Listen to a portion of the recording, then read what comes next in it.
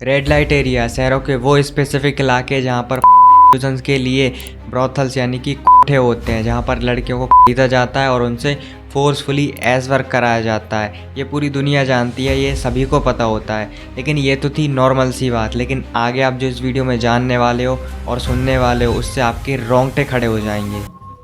यहाँ पर लड़कियों को कैसे लाया जाता है, उनकी ट्रेनिंग कैसे होती है, वो भागती क्यों नहीं है, यहाँ पर किस टाइप के लोग जाते हैं, इससे भी ज़्यादा सवालों के जवाब आज इस वीडियो में हम जानने वाले हैं। आदाब दोस्तों, आइए आज की इस वीडियो में समझते हैं रेड लाइट एरिया के बारे में। मूवीज़ में रेड लाइट एरिया को बहुत ही ग्लैमरस, फैंसी और फिल्मी दिखाया जाता है। जैसे हीरा मंडी मूवी में दिखाया गया है कि तवाइफों का एक अलग ही अंदाज, तहजीब और इज़्ज़त होती है, बट रियलिटी में ऐसा कुछ भी एग्जिस्ट नहीं करता। इसमें और रियलिटी में कोई भी सिमिलरिटी नहीं है। मूवीज़ में ब्रोथल्स को डेकोरेटिव, थोड़ा क्लीन और ड्रामा फील्ड दिखाया गया है, लेकिन रियलिटी में ऐसा नहीं होता है। हकीकत में ब्रोथल की कंडीशन बहुत ही ज़्यादा पैथेटिक, टॉक्सिक और डर्टी होती है। अगर आप रियल लाइफ के ब्रोथल में जाओगे तो आप वहाँ 15 मिनट से ज़्यादा बैठ ही नहीं पाओगे। आपकी बॉडी टॉलरेट ही नहीं करेगी, क्योंकि वहाँ की एयर, रूम और टॉयलेट्स इतने ज़्यादा एक्सट्रीमली हाइजेनिक है। कोठे में लड़कियों को कैसे और कहाँ से लाया जाता है? इंडिया के रेड लाइट एरियाज़ में लड़कियां अपने मनमर्जी से नहीं जाती हैं। ज़्यादातर मजबूरी, धोखे और एक्सप्लॉयटेशन की वजह से पहुंच जाती हैं।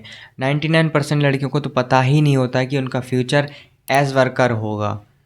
कई बेचारी लड़कियों को तो बचपन में ही उठा लिया जाता है, कुछ को किडनैप कर लिया जाता है, किसी किसी का तो पति ही उन्हें ब्रोथल में बेच के चला जाता है। कई कई को तो झूठे वादे देकर या जॉब का लालच देकर फंसा लिया जाता है। अब यहाँ पर सवाल ये उठता है कि आखिर जब इनके पास मौका होता है, गेट खुले होते हैं और रास्ता भी सामने होता है, तो ये वहाँ से भागती क्यों नहीं है? मेरी ये बात सुनकर आपको शौक लगेगा कि अगर वहाँ पर एक बार कोई लड़की ब्रॉथल में पहुँच जाए तो वो ज़िंदगी भर वहाँ से वापस नहीं आ सकती। क्योंकि जब किसी नई लड़की को लाया जाता है तो डायरेक्टली वो लोग उसे ब्रॉथल में नहीं ले जाते हैं, वो लोग अपने अड्डे पर रखते हैं। यानी कि दलाल का जो भी दूसरा अड्डा होता है जहाँ पर नई लड़कियों को रखा जाता है, वो लोग वहाँ पर उसे रखते हैं। देन उसे वो ज़बरदस्ती प्रेग्नेंट कर देते हैं ताकि वो वहाँ से भाग ना पाए। उसे तब तक वहाँ पर रखा जाता है जब तक कि वो माँ ना बन जाए। जैसे ही वो माँ बनती है तो उससे उसका बच्चा छीन लिया जाता है और उसे ब्रॉथल में धकेल दिया जाता है। देन वो लोग उसके बच्चे को ज़रिया बनाते हैं और उससे वो ज़बरदस्ती एज वर्क कराते हैं।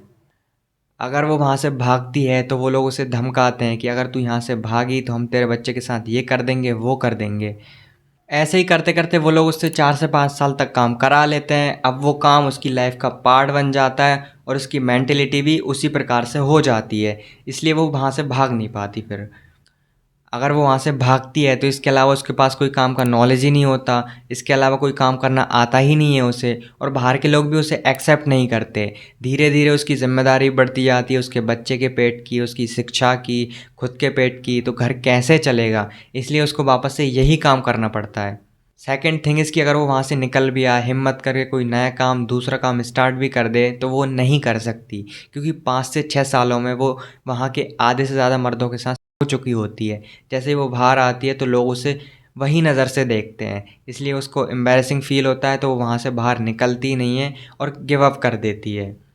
और भी बहुत सारे रीज़न होते हैं, ये तो थे जो इन्हें फ़ील होते हैं। अब पब्लिक को इनका लेकर क्या रिएक्शन है, क्या एक्टिविटी है, वो तो ग्राउंड लेवल पर ही जाकर पता चलेगी। अगर आप चाहते हो कि मैं ग्राउंड लेवल पर इस टॉपिक पर डॉक्यूमेंट्री करूं तो आप मुझे सपोर्ट कीजिए। मैं जल्द से जल्द इस टॉपिक पर डॉक्यूमेंट्री बनाने की कोशिश करूंगा।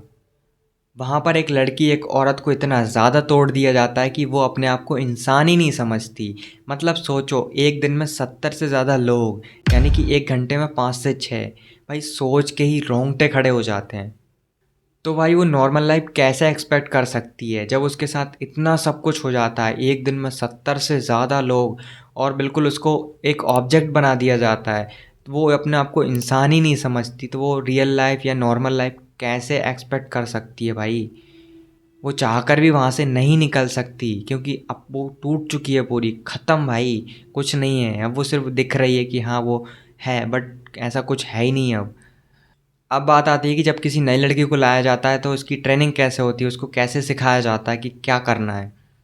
ब्रॉथल में जो ट्रेनिंग होती है वो ज़्यादातर कोएर्सिव, सोशलाइजेशन और ग्रूमिंग की होती है, ना कि कोई formal training course.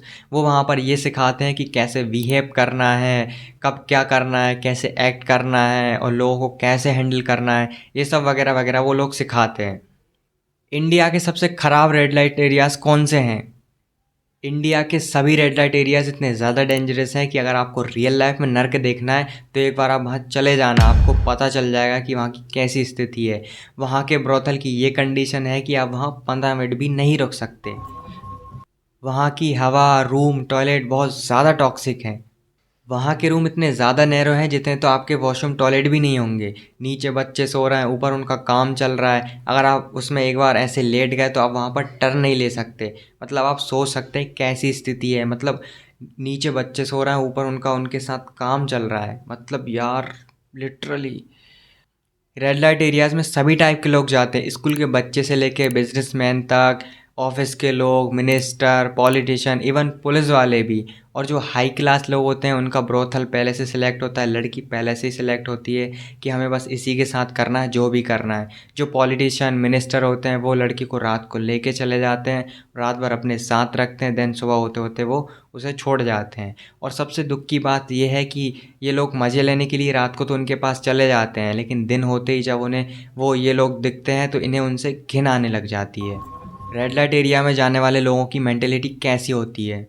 Red light area में जाने वाले लोगों की मेंटेलिटी बहुत ही सेल्फिश और हाइपोक्रेसिकल होती है। ये लोग यही सोचते हैं कि मैं पैसा दे रहा हूँ और मैं जो मर्जी आएगा वो करूँगा उसके साथ, मुझे कोई नहीं रोक सकता। मतलब वो एज वर्कर इनके लिए एक ऑब्जेक्ट बन जाती है। ये यही सोचते हैं कि मैं तो पैसे दे रहा हूँ, मेरे पास पूरी फ्रीडम है उसके साथ जो मर्जी आए वो करने की, कोई मुझे रोक भी नहीं सकता, मैं मेरे मन में जो भी आएगा मैं वही करूँगा। मतलब ये लोग उन्हें एक नीड सेटिस्फायर के रूप में देखते हैं, उनका दर्द, उनकी मजबूरी कोई नहीं समझता। अरे भाई आप लोग ये सोचो ना कि वो अपनी मन मर्जी से थोड़ी कर रही है, उनसे तो ज़बरदस्ती कराया जा रहा है, एक मशीन की तरह है। अगर आप लोग नहीं जाओगे तो उनका काम वैसे ही बंद हो जाएगा और लाखों लड़कियों की, लाखों औरतों की इज्जत, लाइफ वैसे ही सेव हो जाएगी। Dark side of red light areas. Red light area की सबसे बड़ी dark side exploitation, fear, dignity का पूरी तरीके से ख़त्म हो जाना। वहाँ पर बचपन से ही लड़कियों को ट्रैप कर लिया जाता है और कम उम्र की लड़कियों को ज़बरदस्ती प्रेग्नेंट कर दिया जाता है ताकि वो बड़ी दिखने लग जाए। और जब उनको बच्चा पैदा हो जाता है तो उनसे उनका बच्चा छीन लिया जाता है, फिर वो उसी बच्चे के ज़रिए उनसे ज़बरदस्ती काम करवाते हैं।